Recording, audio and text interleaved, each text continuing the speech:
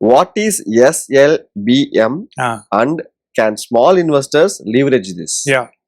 SLBM என்றது securities lending and borrowing mechanism அப்படின்றத it's a functionality.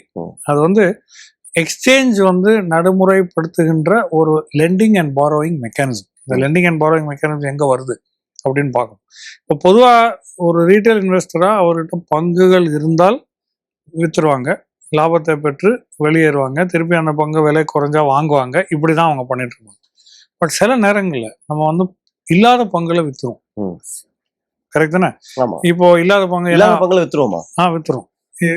அதுக்கு தான் பங்கு சந்தையில் இருக்கிற நிறைய ஃபீச்சர்ஸ் வந்து மக்களுக்கு வந்து தெரியாதுன்றது எனக்கு தெரியாது. பட் ஷார்ட் செல்லிங் அப்படின்ற ஒரு பேர் இருக்கு. ஷார்ட் செல்லிங்னா என்ன? நாளைக்கு வந்து ஒரு நெகட்டிவ் நியூஸ் வரப்போகுது அப்படின்றத அனலைஸ் பண்ணி வச்சிருக்கிறேன். அப்படி அனாலிசிஸ் நான் பண்ணி வச்சு எனக்கு தெரியும் பொழுது இந்த பங்கு என்கிட்ட இல்லை. இப்போ இன்னைக்கு ஞாயிற்றுக்கிழமை நான் எங்க போய் இந்த பங்கை வாங்க முடியாது.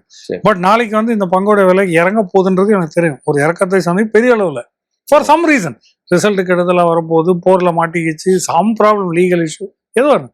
So how do I participate? அது வந்து எனக்கு ஷோர் ஷார்ட்டாக தெரியுது. பட் நான் பார்ட்டிசிபேட் பண்ணி லாபம் பெற்றுக்கொண்ட ஒரு வாய்ப்பு வந்து நான் இழக்க போகிறேன். ஸோ அதில் என்ன பண்ணுறேன்? I will sell the share short. ரைட்டா? கையில் இல்லாத பங்கு என்கிட்ட XYZ கம்பெனியோட பங்குல என்கிட்ட கிடையாது. நான் போய் நாளைக்கு காலைல வந்து அதாவது திங்கக்கிழமை காலைல என்று சந்தையில் போய் பங்குல விற்றுருவேன். விற்ற உடனே என்ன ஆகும்? ஒருவேளை அந்த இறக்கத்தை சந்தித்த பங்கு திடீரென்று பிஃபோர் எண்ட் ஆஃப் டே வந்து பவுன்ஸ் ஆச்சுன்னு வைங்க.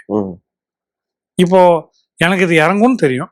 ஏதோ ஒரு ஷார்ட் கவரிங் இல்லை ஒரு வேல்யூ பைங் சம்திங் ஏதோ ஒரு காரணத்தினால ஒரு பை வந்துச்சு அப்படின்னா, ஆனால் என்னோட பொசிஷன் நான் தெளிவாக இருக்கிறேன். நாளைக்கு வந்து இறங்கும், அடுத்த நாளும் இறங்கும், இது பெரிய இறக்கம் தான் சந்திக்க போகுதுன்னா how do I make good this?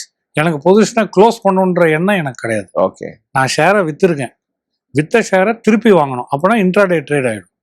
But விற்க வேண்டாம், அது நான் டெலிவரபுளாக நான் வைத்து அந்த ஒரு டவுன் மூவை நான் பார்ட்டிசிபேட் பண்ணோன்னா SLBM வழியாக அதை பண்ணலாம். ஓகே, ஸோ விற்ற ஷேரை நான் பாரோ பண்ணலாம்.